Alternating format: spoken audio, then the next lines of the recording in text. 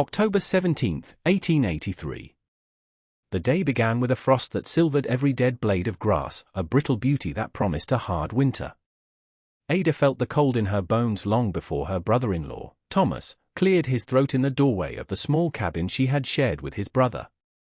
Matthew had been gone 2 years, claimed by a fever that moved faster than any prairie fire, and in that time, Ada had held the claim together with little more than raw will and 2 good milk cows. Thomas stood there, a man made of hard angles and harder certainties, his new wife a pale shadow behind him. He did not ask to come in. He did not offer a word of comfort for the coming season. He simply stated the fact of the matter as he saw it, a piece of irrefutable, unfeeling logic. "It's the way of things, Ada," he said, his breath pluming in the frigid air. "A woman alone can't hold this claim. Sarah and I will need the cabin." It settled, she looked past him, at the lean-to barn where her 2 cows, Daisy and Buttercup, shifted their weight, their own warm breath misting around their nostrils. They were all that was left of her marriage, of the life she and Matthew had planned. They were her dowry, her inheritance, and her future, all in 2 gentle, brown-eyed beasts.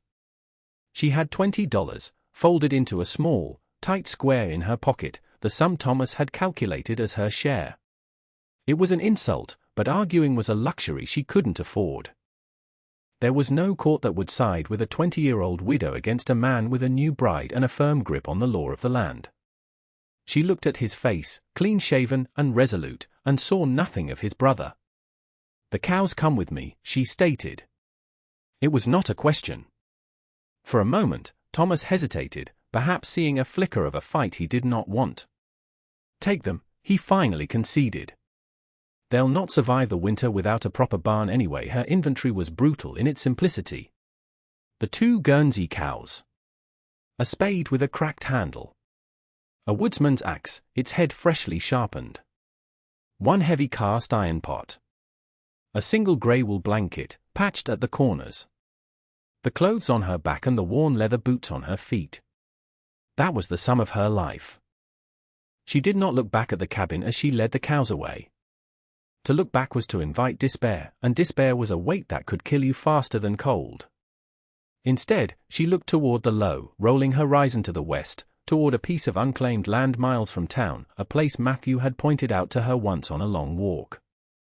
It was a strange, south-facing hill, steep and bald, made of a peculiar kind of earth. He had kicked at it with his boot. "Ground here holds its shape," he'd mused. Like it remembers what it's supposed to be at the time, it had been a passing comment. Now, it was the only map she had. She reached the hill as the afternoon sun bled yellow across the vast, empty prairie.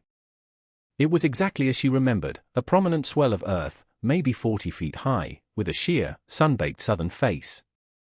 The grass on it was sparse, and the soil beneath was not the loose, dark loam of the river bottoms but a dense, pale clay mixed with compacted silt. It was poor land for farming, which was why it remained unclaimed. No one wanted it. But Ada wasn't looking for a place to plow, she was looking for a place to hide from the sky. The wind was already picking up, a low, keening sound that promised teeth. The cows huddled together, their heads low, instinctively seeking shelter that wasn't there. Ada tied their lead ropes to a stunted, hardy bush and pulled the spade from her pack. She walked to the base of the hill and struck the earth. The sound was a dull thud, not the crisp slice of good soil. This was harder. Denser. She struck it again, putting the full weight of her small frame behind the tool. A wedge of dirt, the size of a loaf of bread, came loose. She picked it up.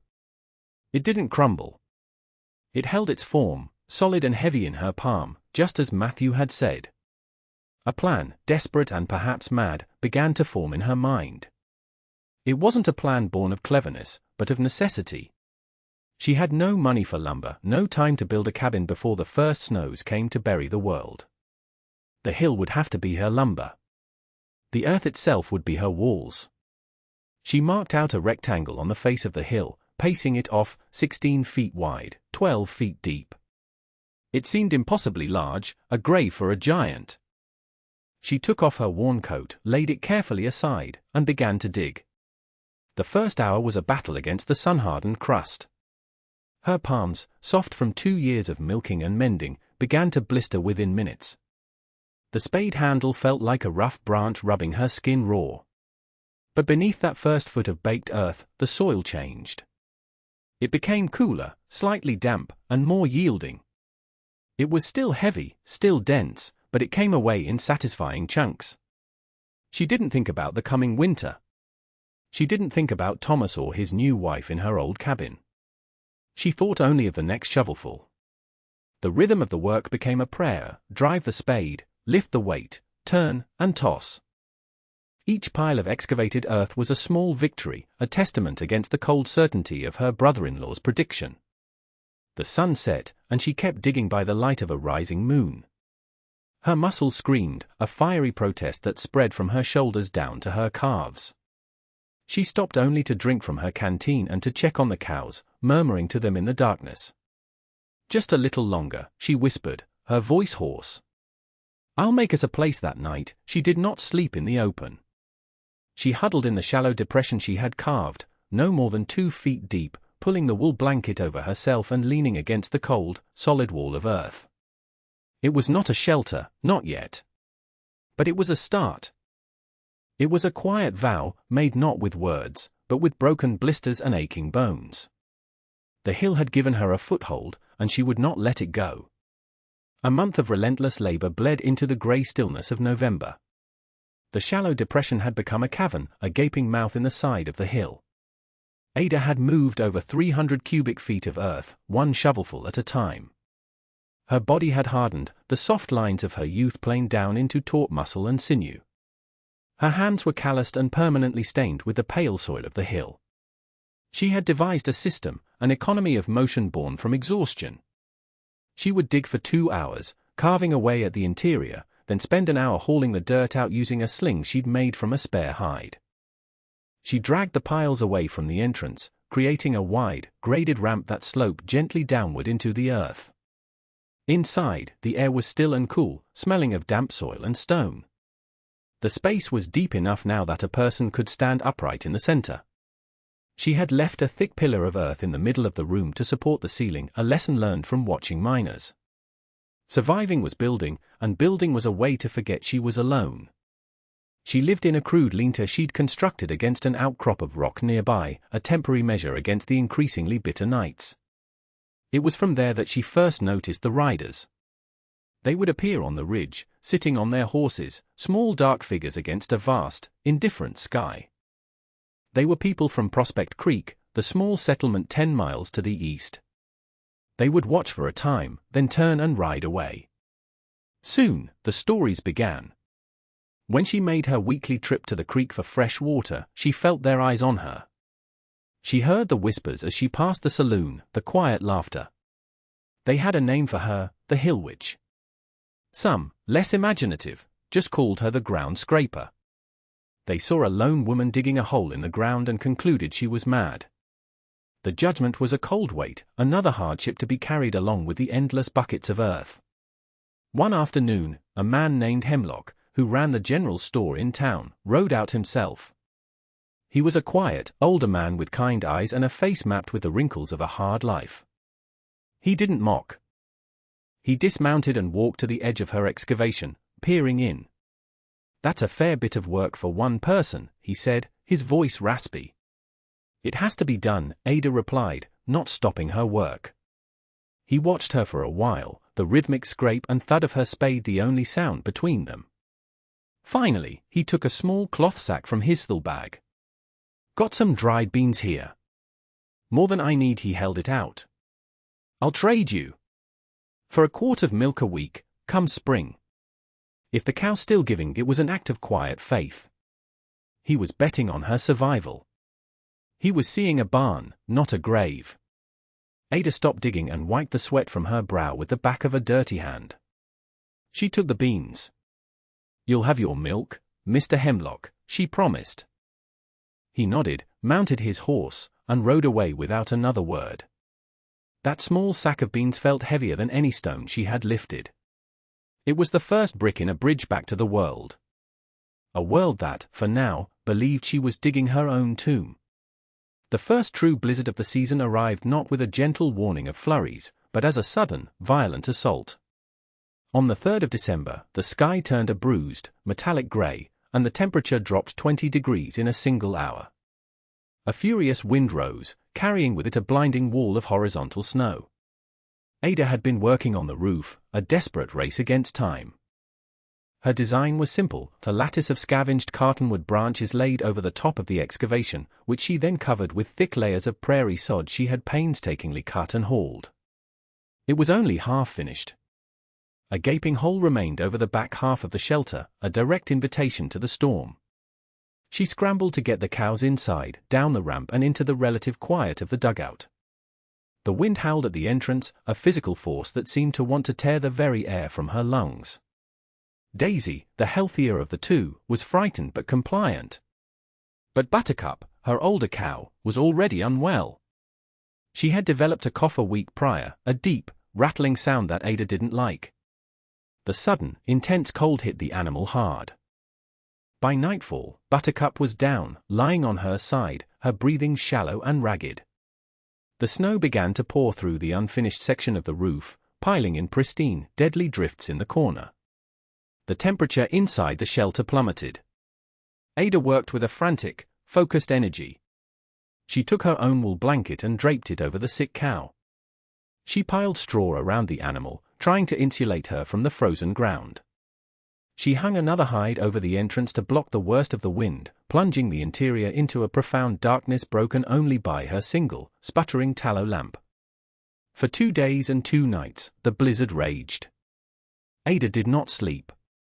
She spent her time alternating between 2 tasks, trying to warm Buttercup and trying to close the hole in the roof. She would rub the cow's limbs to keep the blood moving, murmuring to her, her own breath freezing in the air. Then, she would climb out into the maelstrom, fighting her way through waist-deep snow to cut more sod, her axe ringing with a dull thud against the frozen earth. She would drag the heavy squares back, her body a shield against the wind, and heave them onto the roof, slowly, agonizingly, closing the gap. On the morning of the 3rd day, the wind finally died. A profound, muffled silence fell over the world. The sun rose on a landscape transformed, buried under 4 feet of immaculate snow. Inside the dugout, it was warmer now, the roof sealed. But it was too late. Buttercup was gone. Her body was still, the great ribcage no longer rising and falling. Ada placed a hand on her flank and felt only a deep, unyielding cold. Grief came, sharp and overwhelming, a knot in her throat. She had failed. But the wilderness did not allow for the luxury of prolonged sorrow. Her own survival, and Daisy's, depended on immediate action. The dead animal was a resource that could not be wasted. With tears freezing on her cheeks, she took out her sharpest knife. In the dim, cold silence of her earthen shelter, surrounded by a world erased by snow, Ada began the grim, necessary work of butchering the cow that she had tried so hard to save. Every precise, methodical cut was an act of defiance against the winter that had taken her. Spring arrived late that year, a slow, grudging retreat of the snow. The prairie emerged sodden and brown, scarred by the winter's harshness. But inside the hill, Ada had not just survived, she had, in a small way, prospered. The meat from Buttercup, carefully salted and stored in the coldest part of the dugout, had seen her through the leanest months. Daisy, her remaining cow, had weathered the winter in the dry, stable warmth of the shelter and was now fat and healthy, her milk rich and plentiful. In April, Ada loaded a pack with salted beef and several small, cloth-wrapped wheels of hard cheese she had learned to make, and walked the 10 miles to Prospect Creek. The townspeople looked at her with a new kind of curiosity. The hill which had not, as predicted, been found frozen in her hole come the thaw. She was alive, and she looked stronger than ever. She went directly to Mr. Hemlock's store. She placed the goods on his counter. "Your milk, starting next week," she said, her voice steady. "And I have this to sell." He unwrapped a piece of the beef, inspected it, and then tasted a sliver of the cheese. He nodded slowly, his expression unreadable. "The winter was hard on many," he said. "The Carsons lost half their herd.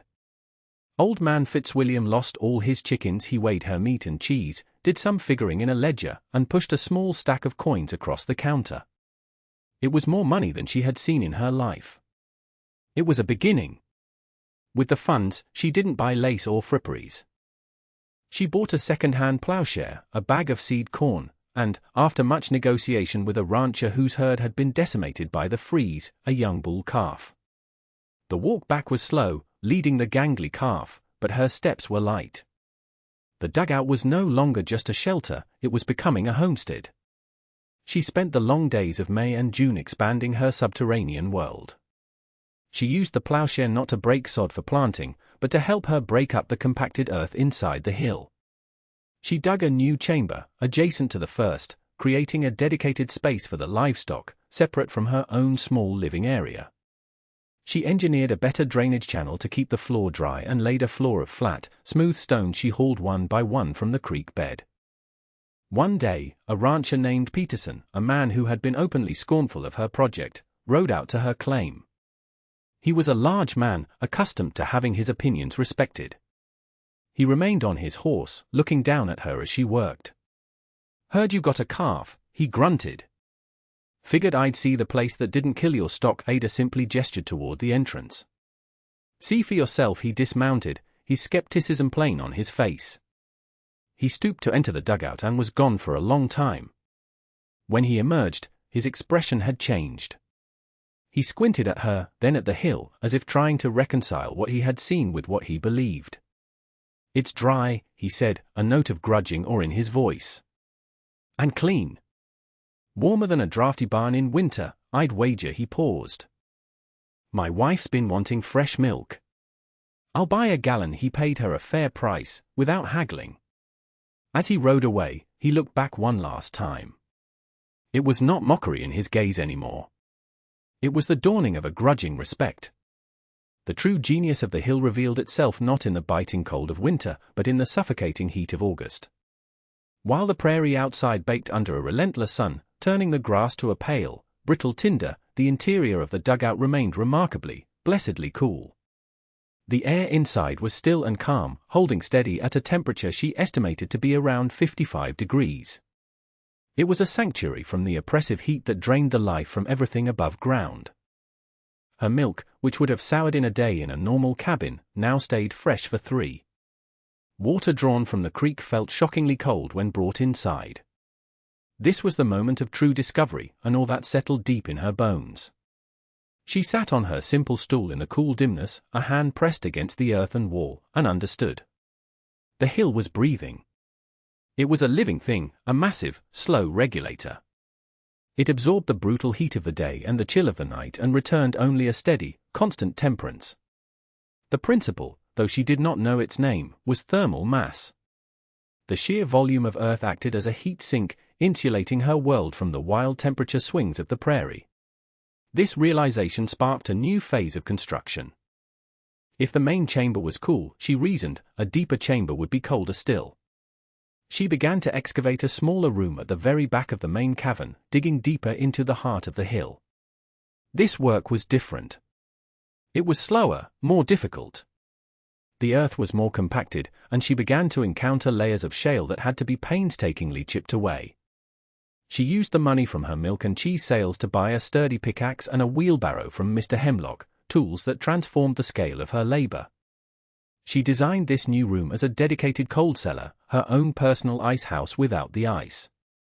Over weeks of grueling work, she lined the floor, walls, and ceiling with large, flat stones she levered out of the creek bed and hauled up the slope in her new wheelbarrow. The stones, once settled into the surrounding earth, seemed to draw the coolness out, making it palpable.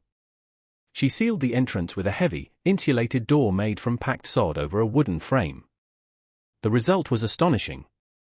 When she placed a thermometer, another purchase from town, inside the finished cellar and left it for a day, the reading was a steady 42 degrees. It was a perfect, natural refrigerator. This changed everything. She could now produce butter in the summer without it melting into oil. She could age her cheeses for months, developing sharper, more complex flavors. She was no longer just a survivor, she was becoming a producer, a craftswoman. The hill was not just her home and her barn, it was her greatest tool. The mockery of the townspeople had long since faded, replaced by a quiet, persistent curiosity about the woman who lived inside the earth. The stories of Ada's cool cellar, a place that defied the summer heat, traveled through Prospect Creek like a slow-moving current. At first, it was just talk, another strange tale about the woman in the hill. But as the temperature climbed and milk soured in every pantry in town, the talk turned to genuine curiosity. People began to ride out, not to gawk or mock, but to see. They would buy a pound of her butter, firm and cool to the touch even at high noon, and ask if they could just have a look inside. Ada, ever practical, would oblige.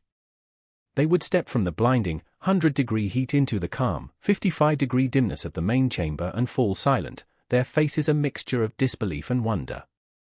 One day in late September, a new visitor arrived. He was not a local rancher or a town merchant. He introduced himself as Rowan, a surveyor working for the railroad, tasked with mapping the terrain for a potential new spur line. He was tall and lean, with an intensity in his eyes that was different from the weathered stares of the local men. He wasn't interested in her butter or cheese. He was interested in the hill itself. He carried a leather satchel filled with instruments and notebooks. The geology of this formation is unusual for the region, he said, his voice precise. It's a loess deposit, wind-blown silt from the last ice age. Highly cohesive when compacted, Ada, accustomed to conversations about cattle prices and rainfall, was taken aback. He wasn't looking at her as a curiosity, he was looking at her work as a piece of engineering. He asked if he could take some measurements, and she nodded, intrigued. He spent the next hour inside, tapping the walls, examining the soil composition, and sketching diagrams in his notebook. When he emerged, he looked at her with an expression of profound respect.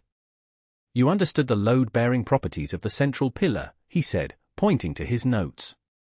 And the way you angled the entrance ramp minimizes erosion from runoff. Did you study engineering? Ada gave a small, wry smile. I studied keeping my cow from freezing to death, he smiled back, a genuine, unguarded expression. The best teacher. You didn't just dig a hole, he continued, his gaze serious and direct. You listened to the hill. You understood what it was willing to give. It was perhaps the first time anyone had acknowledged the thought behind her labor, the intellect that guided the endless, back-breaking work. They talked for over an hour, a conversation that flowed easily from soil types to water tables to the angle of the sun in winter. He saw the science in her survival, and in his questions, she found names for the instincts she had followed. For Ada, it was like finding a spring in a desert. She was not, she realized, entirely alone in the way she saw the world. Rowan became a constant presence at the hill. He would finish his surveying work for the day and ride out, not for courtship in the traditional sense, but for conversation and collaboration. He saw her home not as a finished object but as a system that could be perfected. The air is still, he observed one evening, holding a lighted match and watching the flame burn perfectly straight. In winter, with the animals inside, it will grow stale. You need convection. He sketched a design in the dirt with a stick, showing her how two vertical shafts, one at the back of the chamber dug higher up the hill and one closer to the entrance, would create a natural, continuous airflow. The warmer, stale air would rise and exit through the taller chimney, pulling fresh, cooler air in through the shorter one. It was a brilliant, simple idea that had never occurred to her. Together, they built it. He helped with the heavy work of digging the vertical shafts, while she used her intimate knowledge of the soil to shore up the walls. They worked in a comfortable, easy rhythm, their shared task a language all its own. He brought her books from his trunk, texts on geology, architecture, and agriculture. She, in turn, taught him the practical realities of the land, how to read the weather in the behavior of birds, how to know which plants indicated good water nearby, how to bank a fire to last through the night. The dugout, once a stark refuge, began to transform into a home. Rowan helped her build a proper bed frame from scavenged lumber, raising her mattress off the stone floor. He constructed shelves that fit perfectly into the curved earthen walls. She acquired a small cookstove, its pipe vented through one of the new shafts, and the smell of baking bread now filled the cavern. The space was no longer just a testament to her survival, it was a reflection of their shared ingenuity. One evening, as they sat at the small wooden table he had built, the warm glow of the lantern casting soft shadows on the packed earth walls, Rowan looked around the room. His surveying equipment was neatly stored in one corner, his books stacked on a shelf next to hers. He had been staying for weeks, sleeping on a cot near the entrance. He looked at her, his expression calm and certain. "I have a question, Ada," he said. "Do you think there's room on that shelf for my geological survey maps?" It was not a grand declaration of love or a formal proposal of marriage. It was something quieter, deeper. It was a question about building a life together, about merging their two worlds into one. It was a proposal made in the language they both understood, the practical, hopeful language of making a home. "I think," she said, a slow smile spreading across her face, "we can make room." The winter of 1885 arrived with a malevolence that became the stuff of legend. It was spoken of for generations after as the Great Freeze. It began with a blizzard even more ferocious than the one 2 years prior, but it was the cold that followed that was the true killer. For 3 solid weeks, the temperature did not rise above zero. For 7 of those days, it plunged to an astonishing 22 degrees below zero, and on one particular night, the mercury in Mr. Hemlock's store thermometer froze solid in its bulb. The prairie became an alien landscape of iron-hard ground and knife-edged wind. In Prospect Creek and the surrounding homesteads, a catastrophe was unfolding. Livestock, the lifeblood of the community, were freezing to death where they stood in wooden barns that offered no real protection against such a profound and persistent cold. The air itself seemed to steal the warmth from living bodies. Panic began to curdle into despair. Then, someone remembered the woman in the hill. On the 4th day of the deep freeze, a group of men appeared at the entrance to Ada's dugout, their faces obscured by scarves, their shoulders hunched against the brutal cold. At the front was her brother-in-law, Thomas. His face was gaunt, his usual arrogance stripped away by fear and desperation. Inside the dugout, the air was a different world.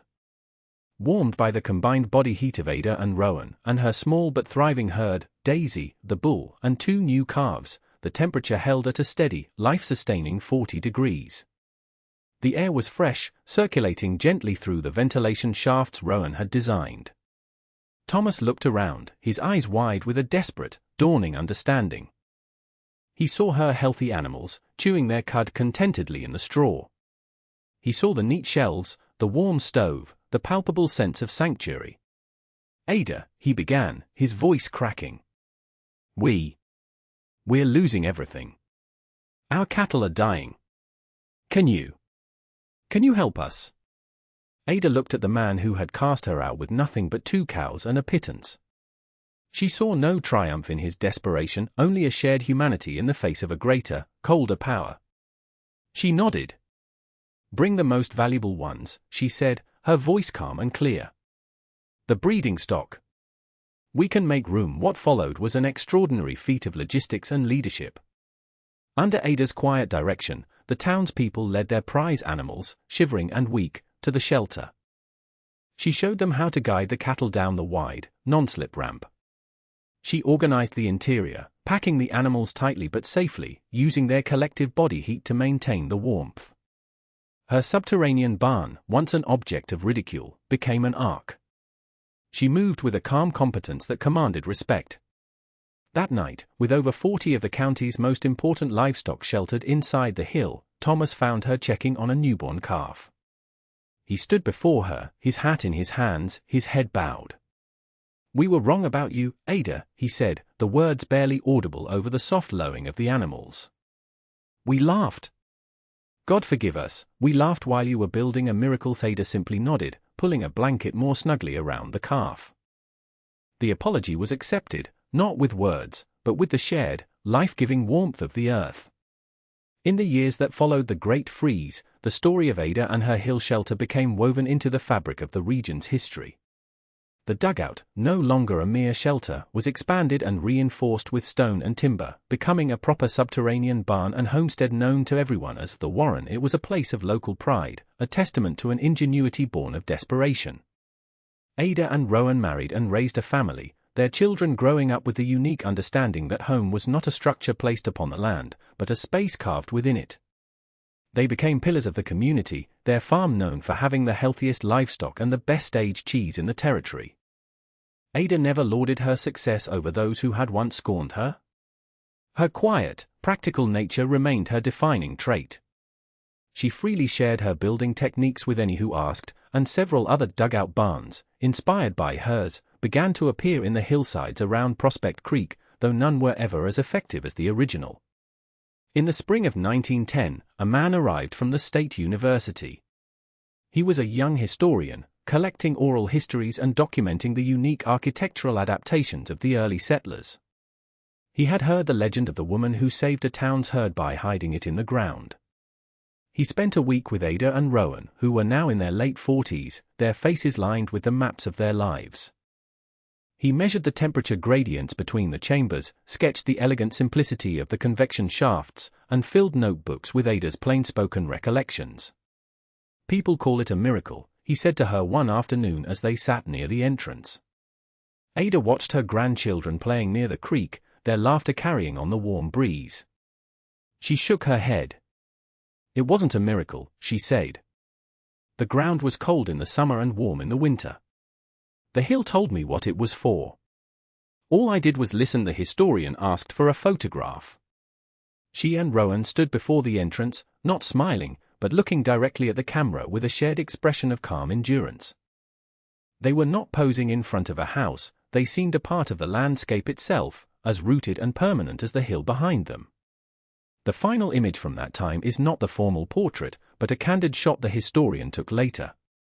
It shows an elderly Ada, many years later, sitting alone in a chair at the entrance to the warren on a warm summer evening. Her work is done. Her family is grown. The sun is low, casting a golden light across the prairie.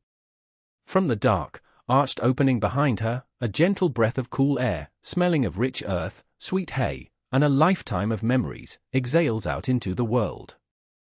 The land that had once cast her out had become her greatest collaborator, a patient provider that gave back everything she had lost, and more, all because she had learned to trust the quiet wisdom of stone and soil.